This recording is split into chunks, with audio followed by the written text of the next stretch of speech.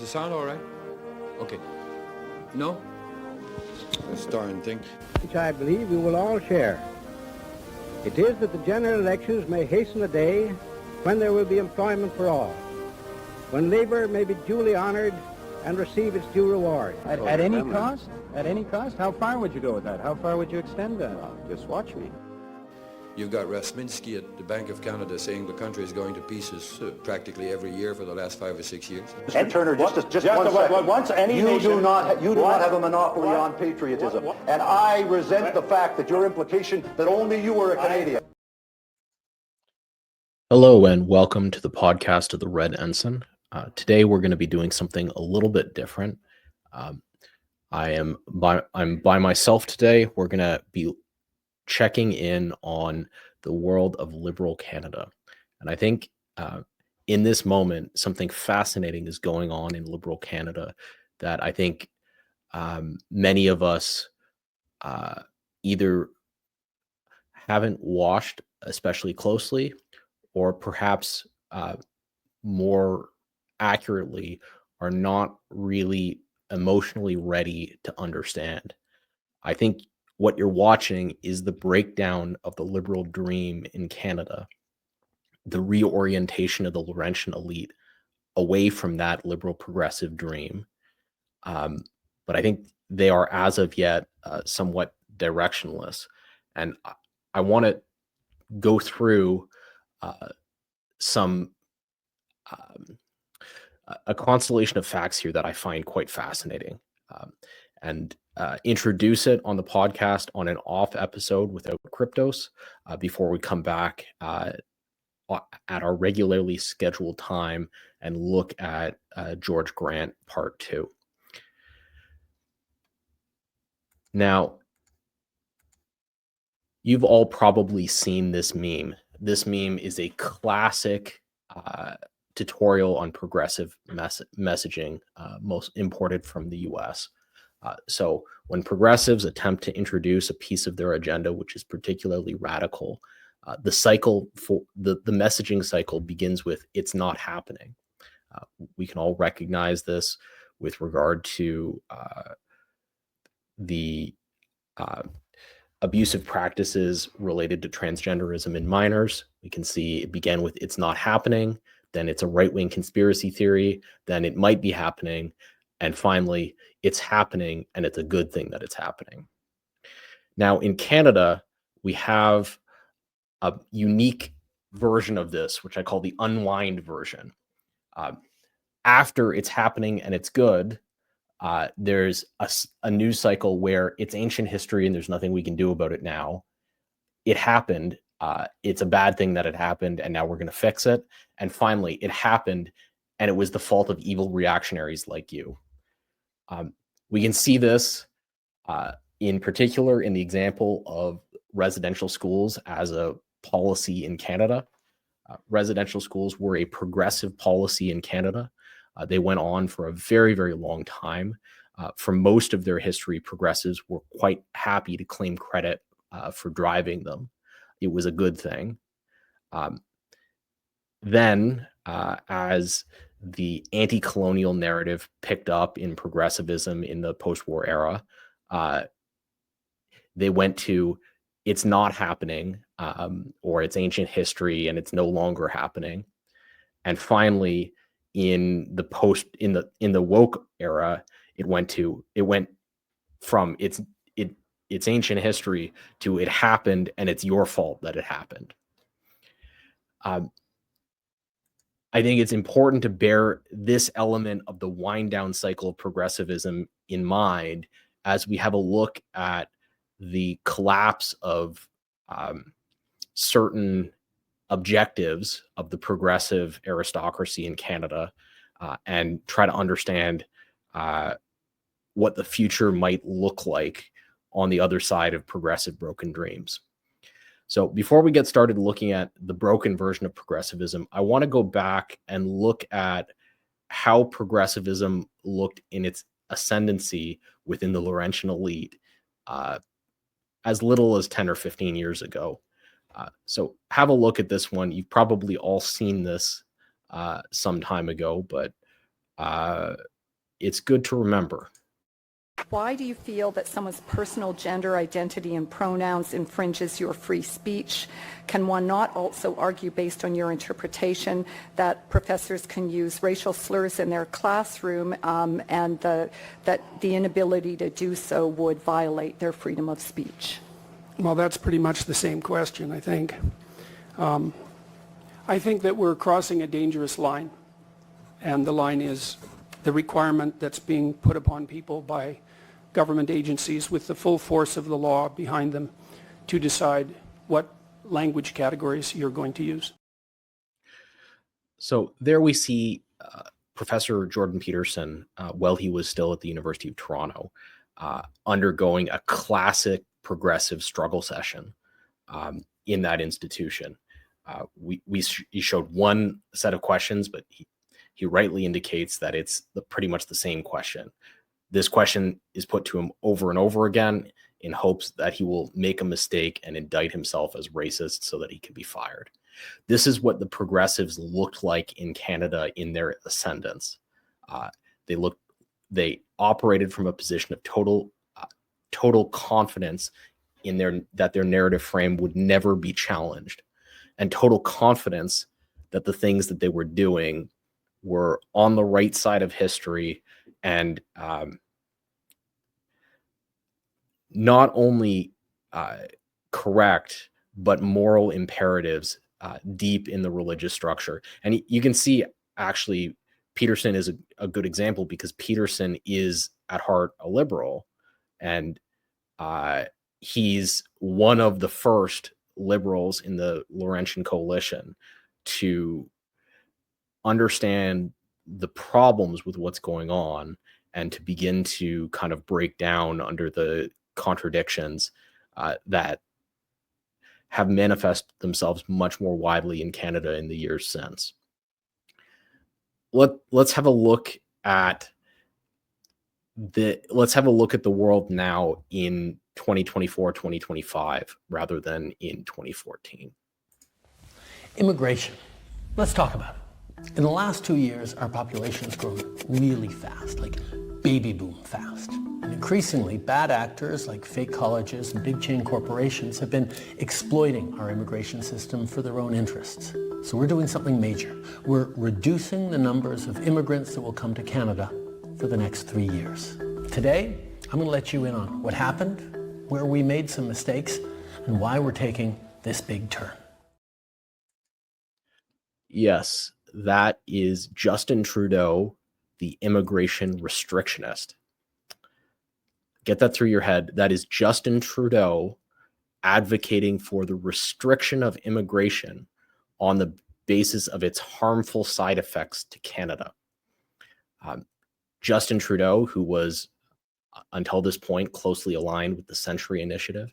You can see the Century Initiative, the Century Initiative's own statements on their website here, their goal of getting to 100 million Canadians, very likely the dominant element of that goal to be fulfilled by mass migration in order to, and you can see in the language, the intent here to get to 100 million Canadians is that somehow 100 million Canadians will make the Laurentian Elite more powerful on the world stage, because it will create a Canada that is stronger economically and that has a greater ability geopolitically to stand up for itself.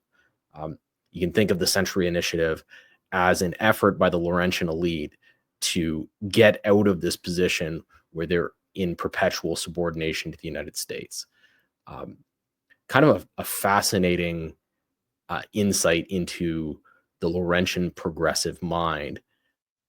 Watching Justin Trudeau step down from it voluntarily because within the Laurentian Elite, the negative consequences of that level of immigration have become so undeniable that there's a correction within the elite itself is quite fascinating.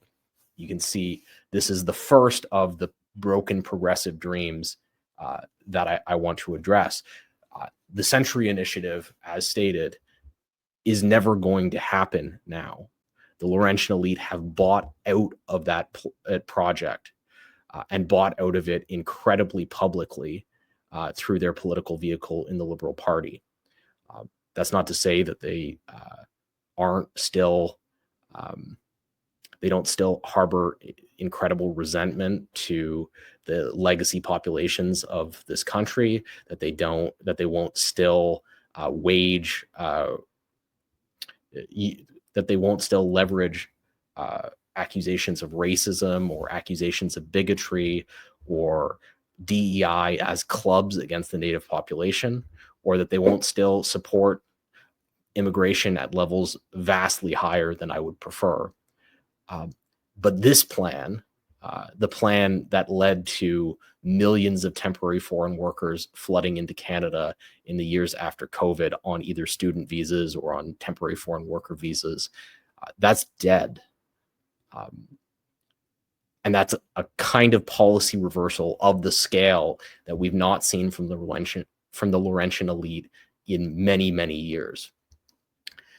And you can see it in the way that they're talking about identity. Let's have a listen to our new Prime Minister, Mark Carney. The ceremony we just witnessed reflects the wonder of a country built on the bedrock of three peoples: Indigenous, French, and British. The office of the Governor-General links us through the Crown and across time to Canada's proud British heritage. That's not a nation of immigrants. That's not diversity is our strength. That is a profoundly different vision of what Canada is and should be, laid down from a classic company man of the Laurentian elite, Mark Carney. I think we all need to take a minute to look at the consistency between Justin Trudeau's U-turn, the first statements we've seen out of Mark Carney, the actual changes in direction to the visa programs, which are occurring at the moment, and take in what that means, both in terms of the future of the country, but also in terms of the kind of broken progressive dream. Because the entire activist class and the entire intellectual class of the progressives, which used to be in kind of moral unity with the Laurentian elite, are now morally separated from the Laurentian elite. This is a fascinating opportunity, and I think it's something that we need to explore more deeply. Hammer it home a little bit. I want to pull from an interview Jordan Peterson recently did to kind of drive home this contrast. He's put a knot in Canadians' tail, and the upside of that is that for the first time, certainly in the Trudeau era, even the Liberals are pretending that they're patriots and that Canada has a self-evident reason for existing, which is something that Trudeau has formally denied for the whole bulk of his political career, that we were a post-national state with no real identity, I don't generally find Mr. Peterson all that insightful, but here he's identified the Liberals as the political vehicle of the Laurentian elite, running on and driving hard on Canadian identity, which is something that is in total contrast to what we've seen from this group of elites for the last 13, 14 years. So we need to take stock of that.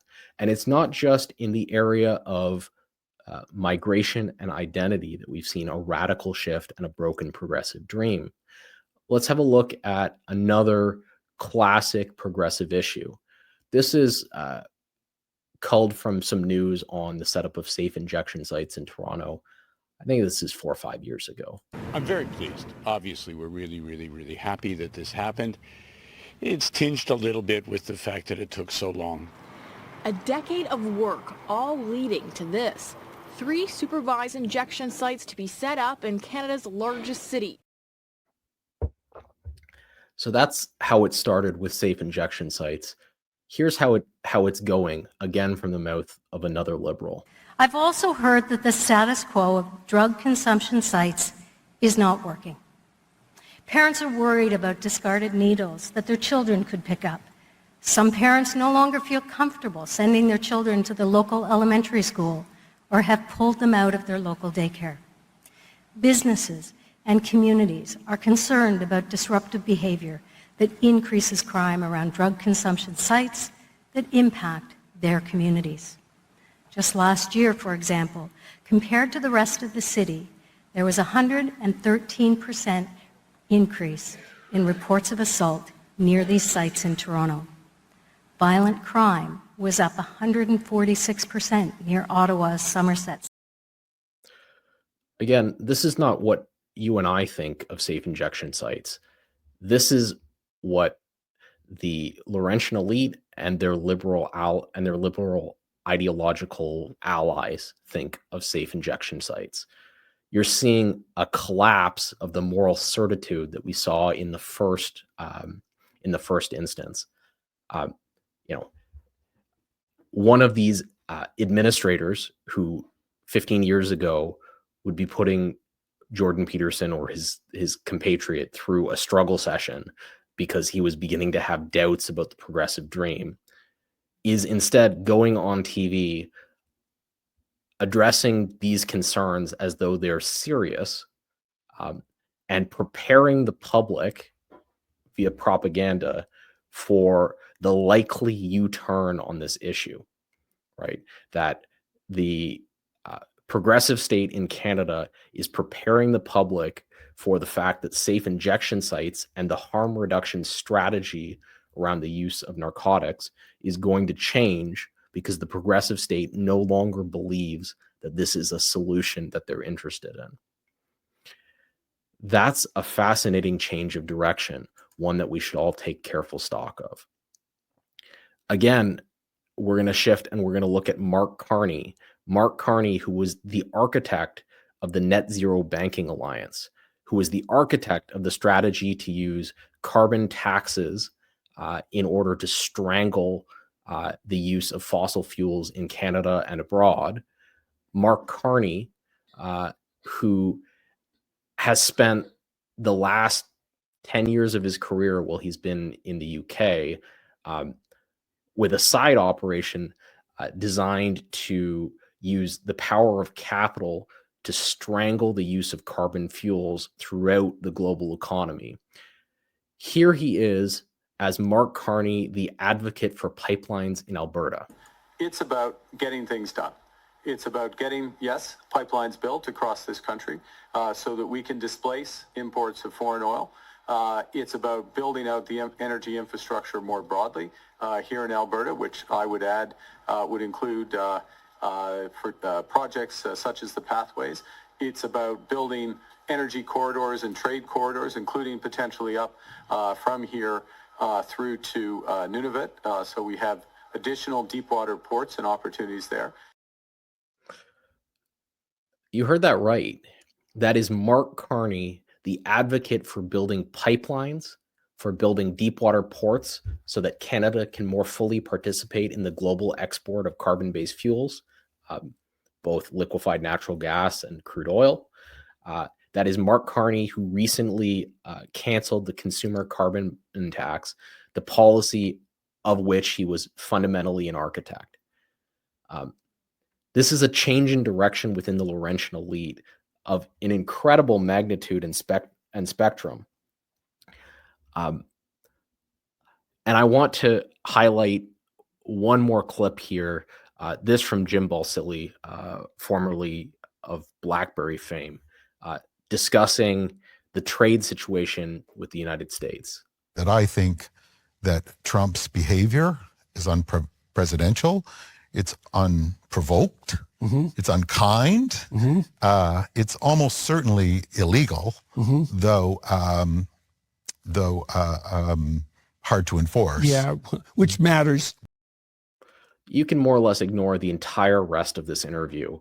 There's one clip there that is profound in its implications. The comment, though hard to enforce. This is the Laurentian Elite internalizing that the rules-based order that they invested so heavily in to constrain the hard power of the United States has failed. Has failed. That the strategy going forward is not going to be to have a better or stronger agreement with the United States, but instead the strategy has to be to have leverage in negotiation, because the kind of rule of law in international politics is not going to be an effective lever to constrain hard power. This is a profound change in direction for the Laurentian elite. One of a magnitude I'm not sure that I've seen at any point in my lifetime. Now, this is all very, very early. This is a constellation of facts, all from within the last maybe 6-8 months, at a time where the Laurentian elite are going to have to face the people and get political power via an election. So you may end up chalking some of this up to the reality that the historic mandate that was given to the Laurentian elite at the end of the Harper administration is weak. They know it's weak. They're trying to go on a messaging blitz to try to build that back up. But I don't think so. When I look at the individuals in those clips, some of them are running for election. Many of them are not. I mean, Jim Balsillie's not even a politician. Justin Trudeau, by the time he reversed himself on immigration, had to know that his career, his days as leader of the Liberal Party were numbered. He may hope that at some point 10 years from now he has a future political career, but he's not doing that because he thinks it's going to benefit him electorally. He's doing that because the Liberal Party wants to reverse. The Liberal Party, probably at the prompting of its backing elite class, wants to change direction. When Mark Carney canceling the carbon tax is an electoral strategy. Mark Carney going on the stump and becoming an advocate for building pipelines, that's not an election strategy. That's something quite different.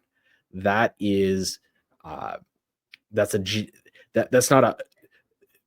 pipelines are not a populist issue. Carbon taxes are a populist issue. Pipelines are a change in national strategy. Deepwater ports in the Arctic are a change in national strategy. And I think those of us in this space have a tendency not to spend a lot of time in liberal media watching what they do. But it's important to understand at a value-free level what is going on inside the Laurentian elite, what they're thinking, and what direction they want to pull the country in the future, and the very likely coming war between the Laurentian elite and their political clients and pet intellectuals. Because every one of those policy changes they make will be hugely unpopular in the intellectual piece of the coalition that supports the Laurentian elite. So if you go into the halls of the University of Toronto Psychology Department, every one of those policies is going to elicit some kind of shriek. And it's going to be coming from their own elites that have sponsored them for a long time. And that dynamic between the intellectual leadership of the left in Canada and the elite leadership of the left in Canada is an important dynamic to watch, particularly if we're going to get another Liberal government in Canada, to see how it governs and to see how that dynamic evolves as the financial incentives change for the intellectual class that has been client to the Laurentian elite for some time. Thank you for your time and attention. I hope this video was helpful. Canada originally was put together by two groups of people who didn't have much in common but didn't want to be American. The line just popped into my head. A bunch of the boys was a-whooping it up. And there I got my start. We have had a flag. Flags can be changed. Flags cannot be imposed, the sacred symbols of a people's hopes and aspirations, by the simple, capricious, personal choice of a Prime Minister of Canada. I have watched this country for half of my life from abroad, and we have turned complacency into just that, a national sport. I am resolutely opposed to all innovation, all change, but I am determined to understand what's happening. I don't choose just to sit and let the juggernaut roll over me.